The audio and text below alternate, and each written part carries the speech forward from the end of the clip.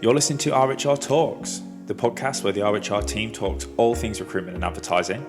We're going to be covering various topics on which we're regularly asked by candidates and hiring managers and offering our industry insight, which we hope you'll find useful, whether you're looking for that next opportunity or just to find the best talent.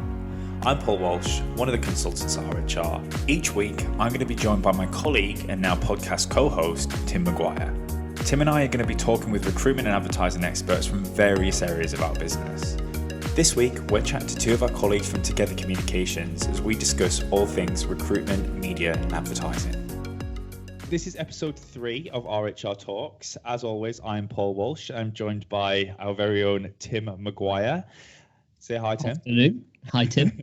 This is actually a really exciting episode because we've got 2 guests on the show today, and it's 2 members of our business who've been around for quite a little time, and they are from the Together Communications side of the business. So guys, introduce yourself. Hello. I've been here for 14 years. So I'm Tash. I work as the operations manager here at Together, but I've actually been with the business for 14 years as a whole. So I started off working on the job board side of the business. I've helped out with the magazine for the retail appointment. I've also helped out with the career events that we do. And then recently I've moved over to Together. So yeah, I've been here quite a long time. My name's Russell. I'm a senior account director at Together Comms. So my job is to basically bring on new clients and be the contact's first point of call and make all the top decisions when it comes to advertising. For those people who don't know, the connection between RHR and Together Communications, people often know them as separate businesses, especially from a client perspective. So do you want to connect the dots? Yeah, so Together is the advertising agency arm of RHR. We've actually been around for like 25 years, believe it or not. We were under a different name, and we've always just been running in the background as this advertising agency part of the business. But it's only up until about, what would you say, 5 or 6 years ago? 5 or 6 years, yeah. That we really rebranded, relaunched the whole advertising agency, and now we're offering a lot more services than we did before. And we like numbers because we're recruiters, obviously. So give us some in stats to give people an idea of the scale of the business. Wow. Okay. So numbers puts on the spot. The other day, and we actually realised that we've used nearly 90 different media channels when it comes to buying media. So, I mean, that was quite impressive. Probably a lot of the media are not around anymore. That was a great number. We also work with 40 different clients across all different sectors, that's such as leisure, retail, education, transport, healthcare. Can you think of any others? What numbers-wise? Numbers. 25 years experience. 25 years, yeah, that's a big number. In the last 2 years, I think, is it the last 2 years, we've bought over £1 million worth of advertising space. Yeah. RHR as a recruitment consultancy has been going for more than 30 years. So it sounds like RHR is always known and always there, but you guys have also been there with us. But sometimes I feel like you're left in the shadows, so to speak. Yeah. I feel like when we say Together Communications, people are like, oh, you've not been around that long. And it's like, no, we've always been here. Yeah, I think a key part of that, I mean, the Together Comms office was originally in Watford. So the teams were quite separated at the time. Okay. But now we're all based out in Little Venice. We're all based together. It seems like we've got a lot closer and we're working together a lot more. I feel like that's kind of brought us all together in the last few years. I can see you from across my desk, yes. It is beneficial as well, and we will want to get into this in a bit more detail, but the benefits of having a recruitment consultancy and an advertising agency, because our paths cross so much, especially in the day-to-day when dealing with our clients. But what are the main types of advertising that businesses are using today? I would still say job boards is like the main source of advertising. I mean, I think every client that we speak to is using a job board at the moment. It's not necessarily always the best option, but I think popularity wise, when people start thinking about their advertising options, they're like, right, what job boards are we going to go to? I think it's just tried and tested. Yeah. I think because job boards have always been there, it's a safe bet. People feel comfortable. Mm-hmm. I think it's when we start trying to explain new medias and people just get a bit unsure. But then it's our job to obviously produce stats to tell them why to advertise. So, especially before I started recruitment, that I felt recruitment advertising agencies was just job boards. So what type of other services do you offer your clients? Apart from job boards, I mean, we've run campaigns on petrol pumps for campaigns where our clients have been looking for drivers. We've done the screens inside petrol station for drivers as well. We've basically done social media, billboard advertising, creative campaigns in newspapers, magazines, radio, yeah. I think the list goes on. Programmatic. But what is programmatic advertising? Because I keep hearing this all the time, and I thought initially it was when things were getting shown on TV because it was between programs. Yeah, I get it. That obviously isn't what it is. So please explain this. So programmatic advertising for recruitment works on like large scale campaigns. So for example, say if you're on Amazon and you're looking at, I don't know, a handbag, not that you look. You don't buy handbags on Amazon. No, I don't buy handbags, but say you're looking for this handbag on Amazon, and then you close down Amazon, you log onto your Facebook or your Instagram, and you see these handbags like following you everywhere, these adverts. So what programmatic advertising does is it looks at your search patterns and your search history and then serves you adverts dependent on like your interests. So for example, on large scale recruitment campaigns, if we know that our clients are looking for like loads of managers in London that have got a particular interest or a particular skill set, we can target these adverts to basically appear anywhere on the internet in front of these candidates. These candidates are going to be passive, so they're not necessarily going to be looking for jobs, but it's a really good way of getting adverts in front of candidates' faces that, you know, aren't necessarily going to go to that client on their own. Yeah, I think the beauty of it as well is that their advert stands alone rather than if you went onto, say, a job board or somewhere else. You've got that competition. If you go onto a job board, you've got thousands of adverts all advertising for the same thing. With programmatic, because it is passive, it's just your advert and your advert alone. And actually, because it's branded as well, you get quite a high click-through rate. And it's just a very strong means of advertising. But like Tash mentioned, it's better on larger campaigns because it is impression-based, so it can be quite expensive. Yeah, you wouldn't use it just say for a shop I don't know, a store manager in Bicester Village. You for nationwide campaigns and stuff, it'll work a lot more effective. Or even brand awareness, because these adverts do follow you around. You can't get away from them. So scary. Yeah, exactly. so hoping that explains that for you, Paul.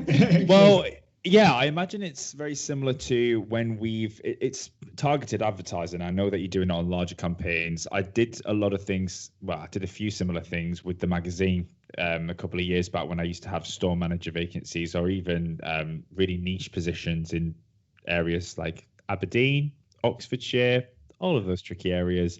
So I imagine it's just making sure those passive seekers can see the right opportunities in the right area. So that makes sense to me. Because I've used programmatic advertising through you guys for a large campaign for management with a particular type of languages that they need to have. I also find on the more niche roles, and if it is in one of those tricky areas, what would you say would work better than that? Because I get programmatic advertising wouldn't be the one because it is much more targeted at large campaigns. Yeah, so for more niche roles, we can use social media. Social media adverts are targeted as well, but we can really target specific areas. So for example, Tim, if you were looking for people who could only speak like a certain language, we could target, those native language speakers. Or if we were looking for people that are currently restaurant managers, for example, we could literally tap into Facebook and say, right, serve this advert to restaurant managers. So social media works for a lot of niche campaigns. What else would you say works for a niche campaign?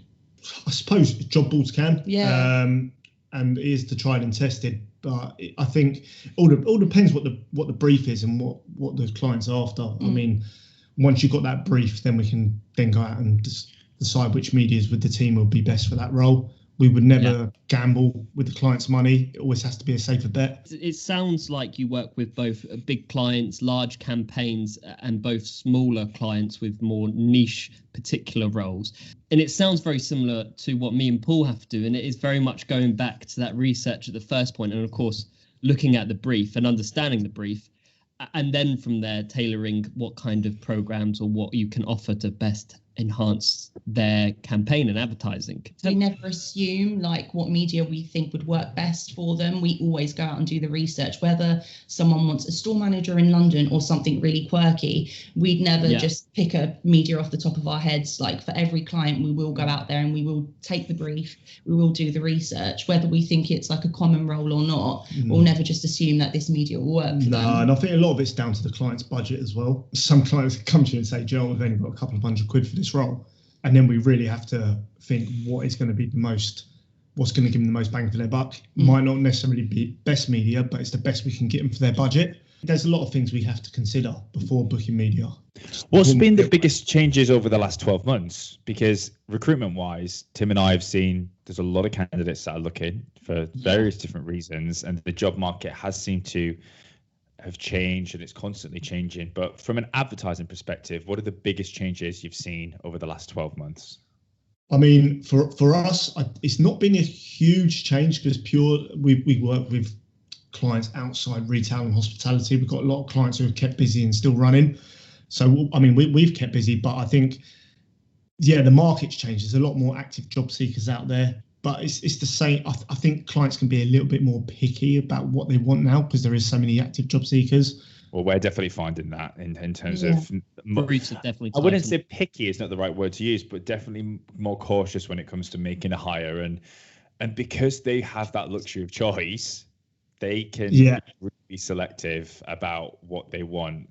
Are you finding people are trying to do that from an advertising process?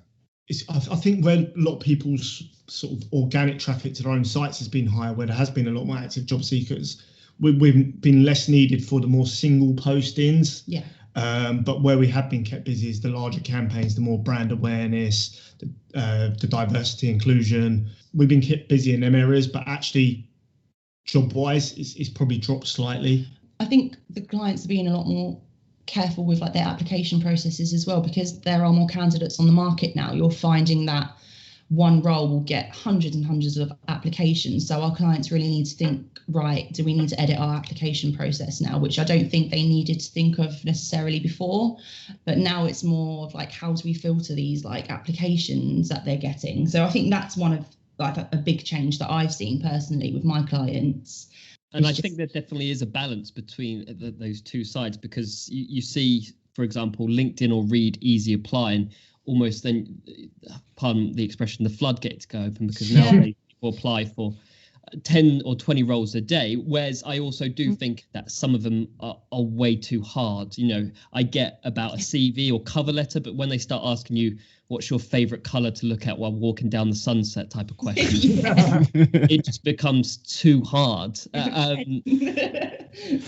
And also, I don't know how this has changed maybe to more of your services when it comes to helping clients with job copy or looking at their website. But for me, I found that because it is an overcrowded market, people have tried to start doing their recruitment when they're doing their advertising. Whereas, of course, what needs to happen is you do the attraction, you do the advertising, and then once you've got the applications, then you start doing your recruitment and your selection. Have you guys found you've done a lot more job copy and a lot more tailoring to people's websites since the last 12 months?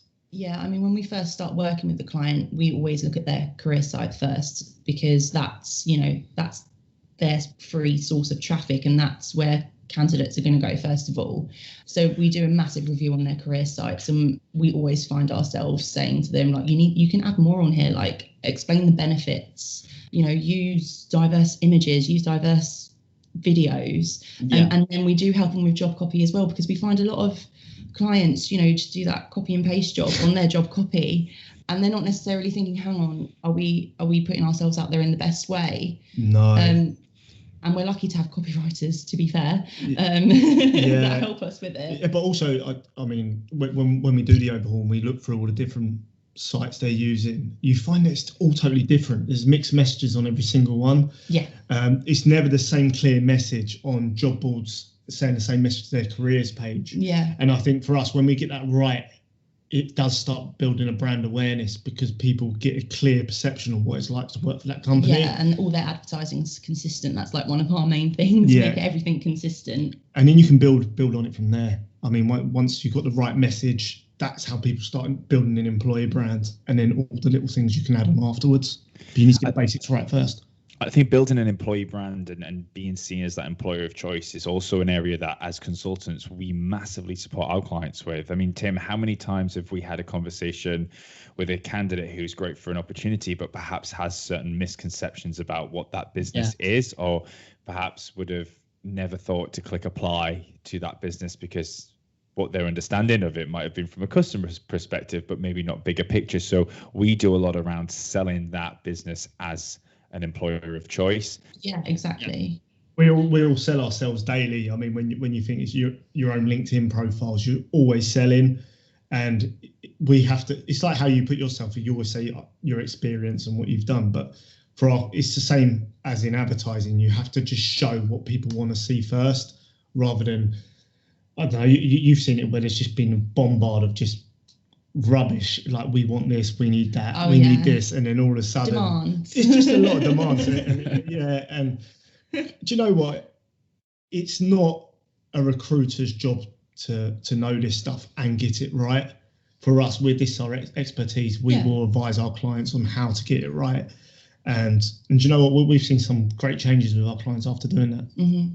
And I totally agree with that. And like Paul was saying, from our side, I would definitely say 40% of our job is talking to a candidate about why they should apply, because sometimes you see adverts and, like you said, it is a copy and paste the job and the requirements, and there's no actual, well, you should apply because of this, or the company's great because of this reason. So I definitely see how we need to, and how you guys are so great at telling your clients that actually there needs to be some attraction before you even do the recruitment. And most of the time that attraction stuff is small tweaks to their website. Let's do the basics first. And I mean, it can save them a lot of money in the long run, because if your copy's good and you get better reply rate, actually you're spending less money on advertising, which make your procurement team very happy at the end of the year. So yeah, it's a win-win. What are some of the top mistakes that, and perhaps misconceptions, that recruiters have around their advertising? What are people maybe not getting quite right?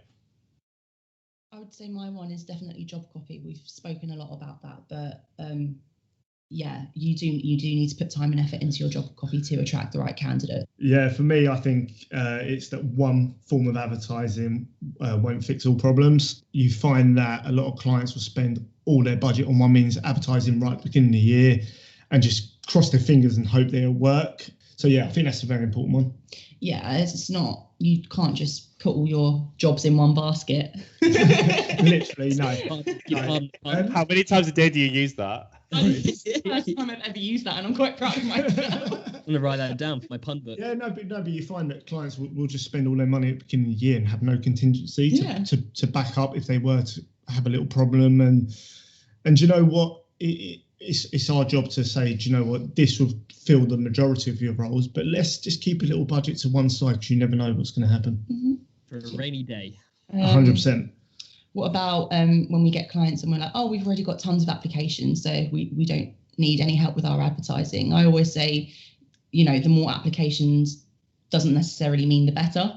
Are those applications relevant? Do you actually have time to go through 1,000 applications a day? And we actually get it ourselves. We've spoken to you about it. When you do put up an advert, and if the job copy is quite open, then you are going to open those gates for a lot of applications. And then you got to think, hang on a second, from a time perspective, do I have time to go through all these applications? What's the conversion rate? How many of them are relevant? I've seen it when I've gone to my desk on a Monday morning and thought, fantastic, I've got 200 applications on this advert, and then I whittle it down to 3 and 2 of them don't pick up. So it's not always it's a bit of a false economy sometimes. I feel sorry for you registering 200 candidates. I don't have to register them all, but I definitely get those applications in. But it's still that time to process them, and in-house recruiters will have exactly the same struggles as we will. Yeah, and that's why we always say, we can help plan your advertising in a way that the applications you are getting will be relevant, and you are getting a good return on investment, and it doesn't actually cost the client any money to come to us and get advice. So I think it is a no-brainer having an advertising agency on site, even just for the advice side of things. Yeah, no, 100%. But yeah, you must have seen it on LinkedIn when you're scrolling through and they say this job's had 300 applications already. I mean, that that there you think poor client, and second of all, is anyone else going to apply if you know you you're don't know the 300 quality's people? there either. Yeah. So I mean, it's a very mixed bag. A lot of what I've been responsible, my clients asked me to change a lot in the last 12 months because, of course, before the pandemic, a lot of my clients came to me for the sourcing side of my role. So very much finding the right people, headhunting, going out there. Whereas now, actually, it's more about the selection and process because, as you guys said so well, a lot of my clients don't have time to filter through 500 CVs a week or do the face-to-face or Skype interviews as we do now to make sure that the candidate is right for the role. So I can see how both in an advertising way and a recruitment way, it's quite similar that actually sometimes it's a lot more now about the selection than the actual sourcing or applications that you get. Mm-hmm. Yeah, and for us, I mean, the job copy is key there because if you explain what it's like working for a company and what the role involves, you should get a better application rather than 50 people applying who are not relevant. So this is where we come in and we can help you. So that gives us a nice segue into looking at diversity and inclusion because it is such an important topic for all businesses at the moment, and so many businesses are looking to make sure that they're hiring a diverse team, that they're inclusive of everyone. Of course, that all starts with attraction. So how do you deliver on that? How do you support your clients in doing that? Definitely does start with attraction. Making sure, is your job copy inclusive, number one. Looking at your career site, but also looking at the other places you're advertising. What imagery are you using? Is your imagery diverse? Is it inclusive? Are the videos you're putting out there into the advertising world, inclusive? So we always look at just like the bigger picture. Like what message are you actually putting out there? Yeah, and also are they advertising in the right places? Yeah, are you advertising to diverse audiences? If you don't know where that is, we can help you with that. But yeah, a lot of our clients, we are helping them with this at the moment. With everything online now, we've talked a lot about social media, programmatic, which I now know what it is. And is print media dead? Because I have heard this said before. What do you think about this? Do you know what? No, that's the honest answer. I think there's still a massive place in the market for print. I think it's quite nice to actually hold a bit of paper these days and actually read something, getting away from your phone. And do you know what? Print media for us, it hits a passive audience still. So it lands in front of you, you pick it up, you have a little flick through, and it gives you great brand awareness as well. I think there'll always be a place for print media, like especially for large scale recruitment campaigns, Yeah, it's a really powerful tool to get in front of candidates that aren't necessarily looking for jobs still. And like Russ said, still nice to get a magazine in the post, isn't it? Well, you can't scroll on, can you? You can't just No. get it. Benefit is if you've got a publication with, a handful of key adverts in there, it's you're in a smaller group of adverts as opposed to online where you just have millions. And it's, how long are people spending looking at an advert online? Not that long. Yeah, I agree, because especially, for example, the retail appointment, that's been really successful for us in the past. Yeah, it's something that we can offer our clients when we do speak to them, and we are offering advertising campaigns in the magazine. Sometimes after the initial shock that there's magazines still in circulation, they do really see that return on investment, and it just looks good sometimes. I was going to say, like with magazine adverts, you open the page and it's a fully creative advert. You can't really get that online. You can't go as creative as you can in a magazine. That's true. So for brand awareness campaigns as well, like magazines are still a really good option. When you're fighting, I feel like online in job boards, you're fighting for space. So, and it's just everyone's just scrolling down and maybe looking at 5 seconds, maybe less before you go on to the next advert. Whereas if you have something in front of you, you do take time to read it. Yeah. And if you think you're scrolling online and all you see is like a sea of logos, really. It almost gets merged into your logo there. Whereas in a magazine, you can have whatever you want. It's your page to fill however you like. So we've talked about the power of job boards. We've talked about online, offline advertisement. Talk about the other services that you provide. Can I start? Go on then. Because I think... All right, don't fight. Because when we're talking about our services, I think the first one that we should be speaking about is our survey service, which not a lot of people know about, but we use it a lot, especially when taking on new clients. We go out there and we use these surveys to get ideas of where our clients should be advertising, what their current perception is in the market, if there's anything we need to change. So We also offer surveys on salaries, benchmarking and stuff like that. So that's one of the services that I think is most important to talk about, because that's where we start with everything. 100%. Sorry, now you. Another service we offer is response management. This is where we work with you guys very closely at RHR for very large recruitment campaigns, probably a cost-effective solution.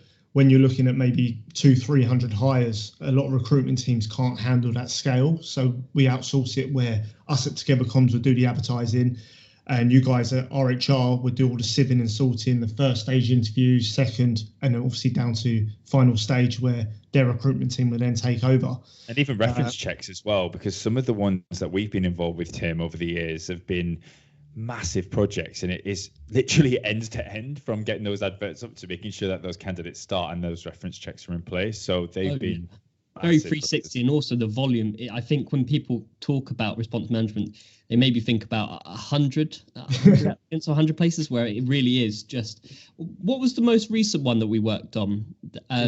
Arsenal Football Club. That's it. And how many applications or how many placements was there needed? Yeah, in total we got about, so the placements they wanted to make, what was it, 350? 350, 350 match day assistants, hires, and then I think there was 50 tour hosts. Yeah, tour guides. And we got about 8,000 applications in total for you guys to screen. So, getting flashbacks now. Yeah. And that's why obviously the recruitment, the advertising was quite key. Even though we got 8,000, there were 8,000 relevant candidates. Yeah. And I just want to make a point with that 8,000. We do expect people not to answer the phone, and people, you didn't have to phone 8,000 candidates. we work out the advertising in a way where we expect half of them not to even answer the phone, another half of them not to be relevant, and then the rest we put forward to interview. So that's how we work out the advertising. We didn't inundate them. No, we got glowing reference from the client with that project, and it went very well. So brilliant. We've obviously spoken about careers pages, so I won't go into that in too much more detail. Creative and copywriting. So we have our own creatives that work with us and copywriters. So obviously the copywriting is really good for career sites and job copy and any other advertising that goes out there into the world. And then our creatives help us with our creative campaigns, whether that be social media advertising, magazine adverts, billboards. So we've got actual creatives in-house that help us with all of that. Yeah. What other services can we talk about? PR's actually quite a good one. It's something we don't really speak about that much, but it is. I think when you find the larger companies we work with who have their own in-house PR team to help out, but with the smaller companies don't have a PR team, it's quite. They could say, do you know what? We made a mistake here. We put a rogue advert out there that we shouldn't have, it's got into the wrong hands. Then our PR team can really just jump in there straight away, deflect the problem before it becomes mass scale, try and make things right without it escalating, going to newspapers and becoming a big deal. If we almost links with employer brand, because I wasn't as aware, if I'm honest with you, that you guys offered that service. So that's something that's really worth shouting out about. It's like a little secret weapon service, because actually clients might not necessarily need it, but if there ever becomes a point where they hope they don't need it. Yeah, they hope they don't need it. But at the end of the day, advertising, you're putting words out into the world, and they can get into the wrong hands. They could be misconstrued, and it's just like our little secret weapon if we ever need it. Which I hope we do. Especially now more than ever, you have to be very careful of words and what you use. So exactly. Yeah. And I definitely think PR is one of those services that no one realizes they need until they really need it and they're stuck. Yeah. It's like registering for your GP. You never do it until you need it. Yeah, exactly. And you got 5 things wrong. Yeah.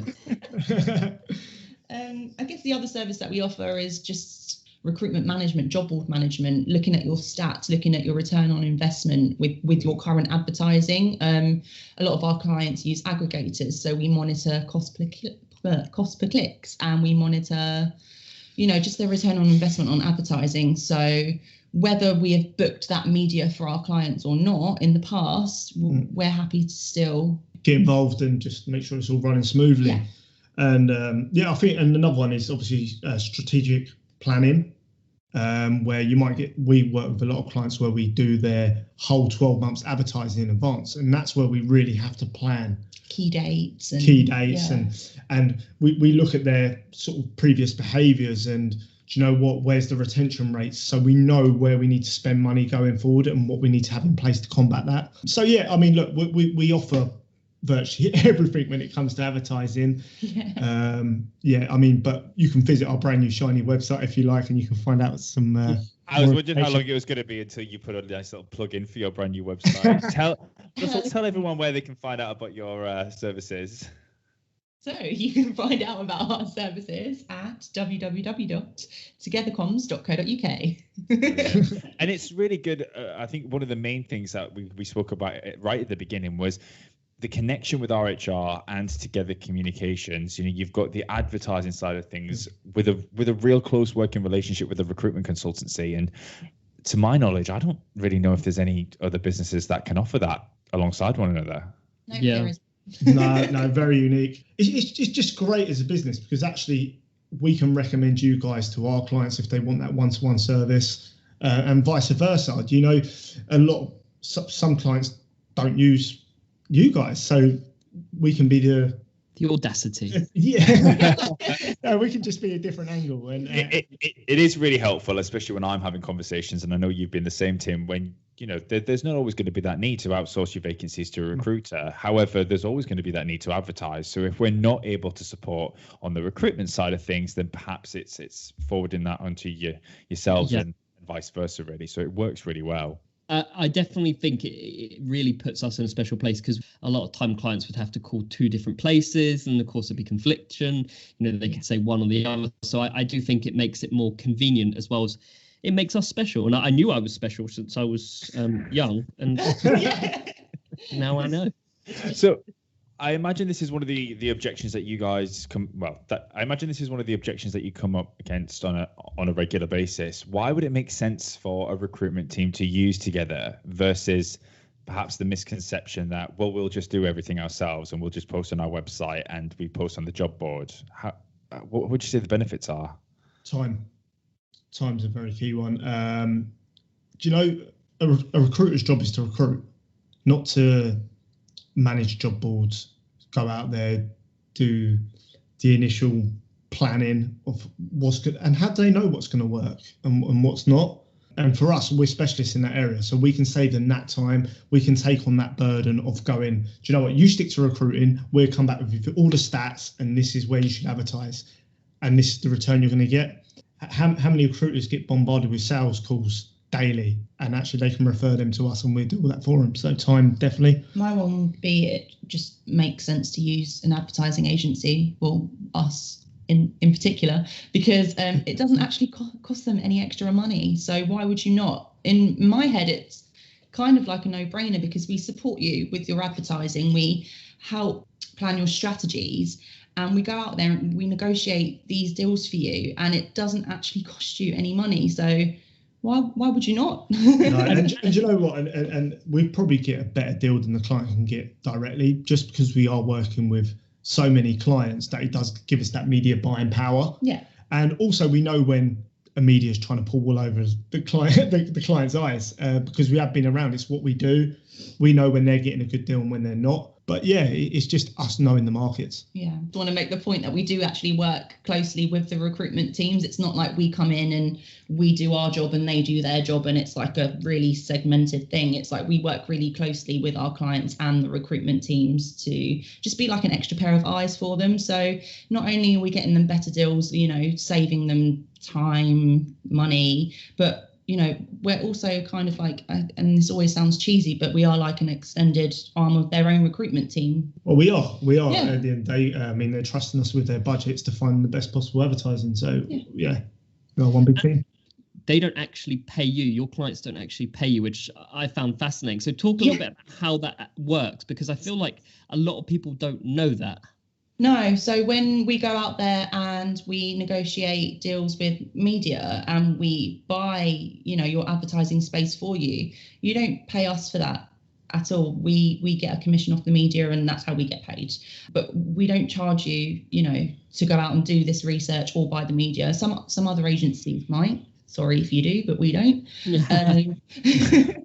Dropping them in it. We do charge for, creative campaigns, if we're going to make you a magazine advert, or if you need like an extra service. So our extra services, for example, would be, a survey, the copywriting service, the response management and the social media.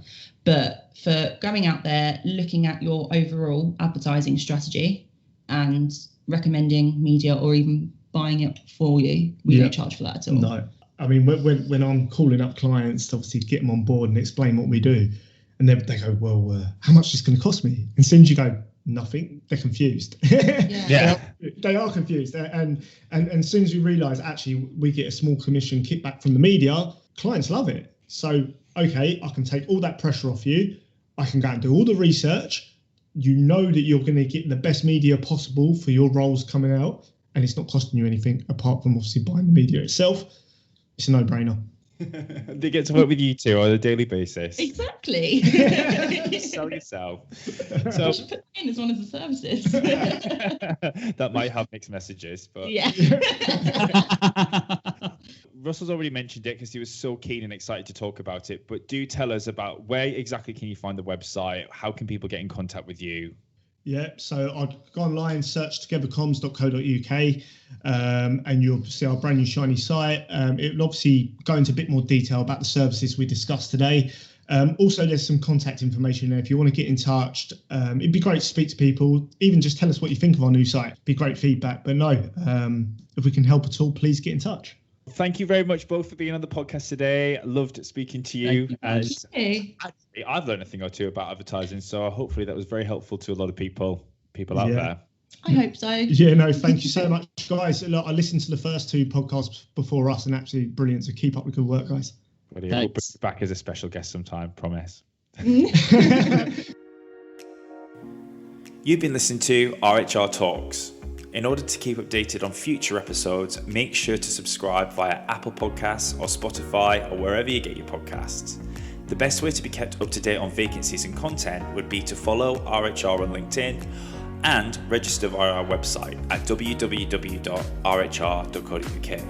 If you're looking to hire and are interested in finding out more about all of the recruitment and advertising services we offer, then do reach out directly to any of our consultants or call 0207 432 8888.